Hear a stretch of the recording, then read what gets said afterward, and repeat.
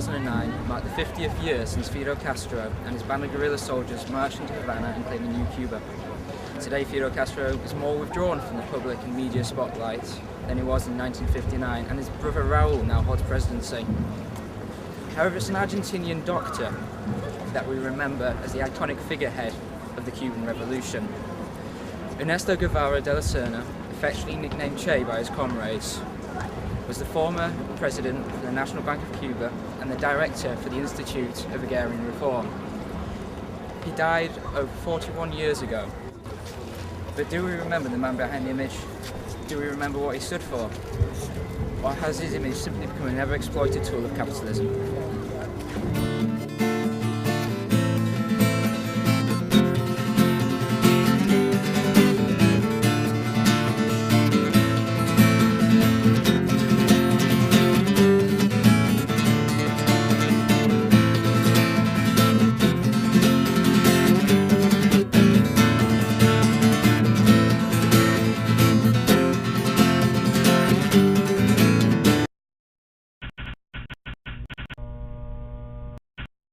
I thought I'd ask people if they knew who this was. Che Guevara. Oh, I know who that is, buddy. Oh, I can't. Che Guevara. Martin Luther King? Yeah. Guevara, what's the name? No, nothing. No, nothing. Yeah, sorry, mate. I just remember him from a t-shirt, that's all. He's a rebel. I can't remember, he was Bolivian, wasn't he? He's Mexican, Cuban, maybe. Yeah, his wife coughing, he's Brazilian or something like that. Chilean. He wasn't, he was Argentinian. I know there's a film out now with Benicio del Toro playing him, but not a lot about him, sorry. I found that most people in the street were aware of Che's image, even if they didn't actually know who he was or where he came from. With the release of the new Che biopic by Steven Soderbergh, would people going to see this film know anything more? I decided to go to the Watershed, Bristol, on the opening night of Che Part 2 to find out.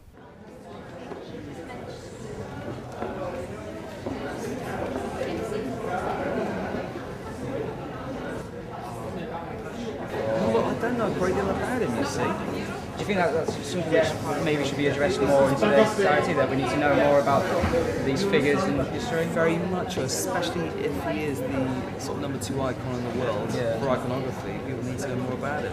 Number one being Jesus Christ, of course. Yeah, so I mean, people need to know exactly who he is and what he does. And, he could have done terrible things. Who knows? I mean, he was a horrific womanizer. Who knows that? So, what do you know about Che? Why have you decided to come to see this film? Che's been a political icon ever since I can remember, going to university in 1967, posters all over the wall. And that's what's drawn you in to see this film? Yeah, I have to say that, yeah. I think so. Yeah, I mean, all the things that I know about Che, everything I've read about him. Obviously, I'm interested to see how somebody's conveying his story, the reality of it, or, what do you think about the iconography of Che on these posters? Do you agree with it? Do you think it? Do I agree with it?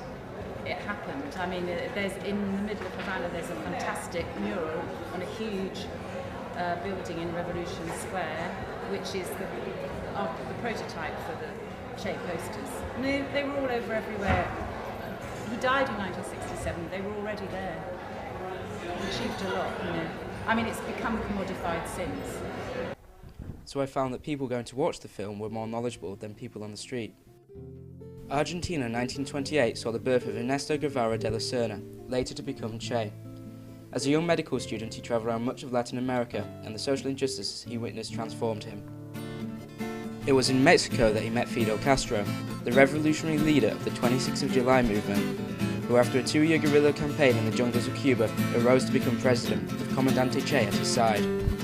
After 5 years as a government official, Che disappeared to fight in the Congo in 1965, then in Bolivia from late 1966 till his death on October 9, 1967.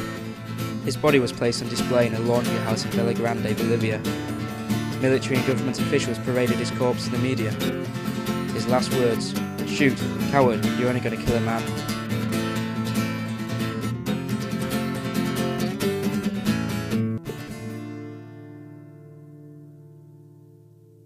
But much of this history has been lost in the exploitation of the image.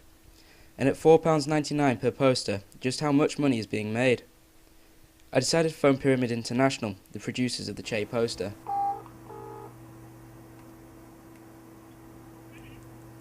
Hello, I'm calling regarding the Che posters that you sell. The Che Guevara posters that you sell. I was just wondering if you could get me a few of the figures on those particular posters.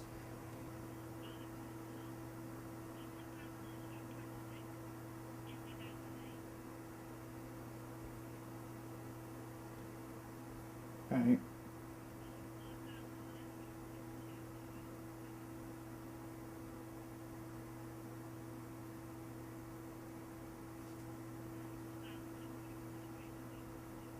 That's brilliant, thank you.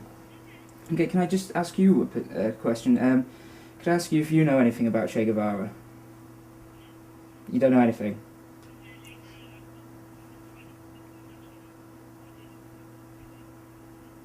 Right, okay, thank you anyway, thank you. Thanks, bye.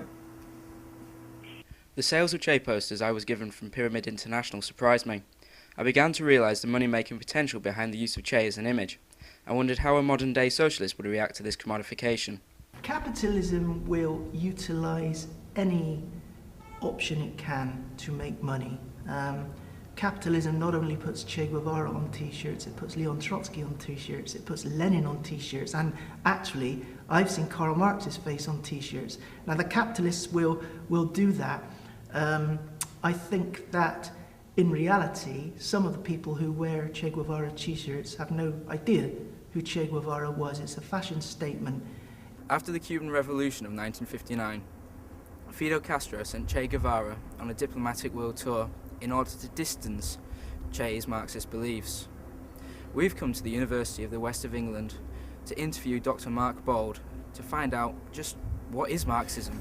The drive behind Marxism really is a critique of capitalism, but that then transforms into an anti-capitalist politics, a revolutionary politics about getting rid of capitalism as a global economic system.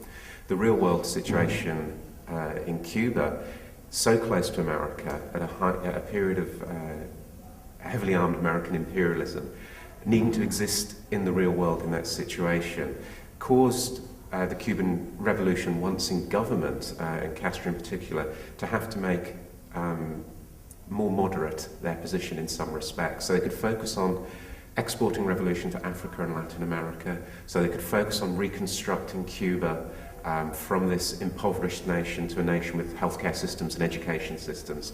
But that also involved having to appease the Americans to not seem such a threat being so close to the US.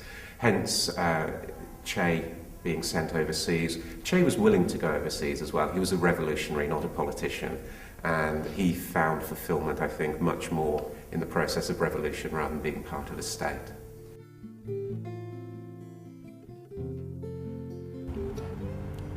Capitalism today has developed to a stage where there is no longer an uncommodified nature, a human consciousness unaffected by it. The image of Che Guevara embodies this corruption. His history has become whitewashed, revolutionary ideas sacrificed to those of profit and branding, and his face lost among an ever-increasing crowd of the commodified historical icon. With the present economical climate, we've reached a crossroads.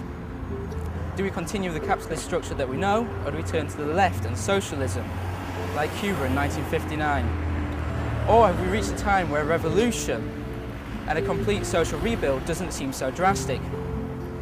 What we do know is that capitalism only benefits the rich, and it's the rich who today are losing money, but it's the rest of society that are faced with the threat of losing their livelihoods, or much more. Esta epopeya que tenemos delante la van a escribir las masas hambrientas de indios, de campesinos sin tierras, de obreros explotados. La van a escribir las masas progresistas, los intelectuales honestos y brillantes que tanto abundan en nuestras sufridas tierras de América Latina.